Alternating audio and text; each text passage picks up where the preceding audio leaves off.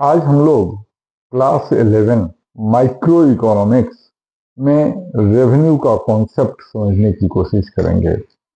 Revenue वो amount होता है जो एक फर्म अपने कम्युनिटी के डिफरेंट यूनिट्स को प्रोड्यूस करके को सेल करके जो अर्न करता है उसे रेवेन्यू कहते हैं। तो revenue is the amount received by a firm from sale of goods और सर्विसेज इन द मार्केट। अब रेवेन्यू के तीन कॉन्सेप्ट होते हैं, टोटल रेवेन्यू, एवरेज रेवेन्यू और marginal revenue. Total revenue is the total amount received from sale of a commodity by a firm. इसको निकालने के लिए क्वांटिटी सोल्ड इनटू प्राइस करते हैं, तो इस तरह से टोटल रेवेन्यू आ जाता है। जो दूसरा कॉन्सेप्ट है वो एवरेज रेवेन्यू का है। एवरेज रेवेन्यू टोटल रेवेन्यू ही होता है, बट वो पर यूनिट ऑफ आउटपुट होता है।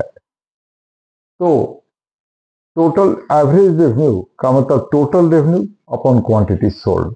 अब टोटल रेवेन्यू का फॉर्मूला है क्वांटिटी सोल्ड इनटू प्राइस।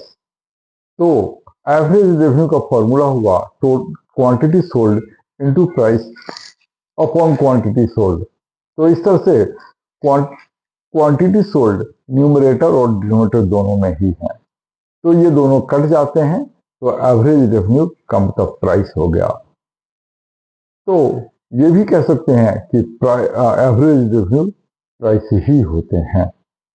तो जब एवरेज रेवेन्यू प्राइस है तो टोटल रेवेन्यू निकालने का और एक फॉर्मूला हो गया, average revenue into quantity sold. तो टोटल रेवेन्यू ये दो फॉर्मूले हो गए, क्वांटिटी सोल्ड इनटू प्राइस या quantity sold into average revenue. अब मार्जिनल रेवेन्यू का कॉन्सेप्ट समझते हैं। Marginal revenue is the addition to total revenue from additional unit of a commodity sold.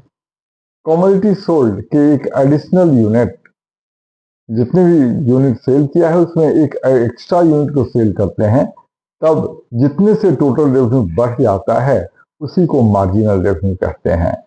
तो इसका फॉर्मूला हो सकता है marginal revenue equal to total revenue of n's item minus total revenue of n minus 1 item. मतलब जितना unit का जिस unit का मार्जिनल रेवेन्यू निकालना है उसके टोटल रेवेन्यू से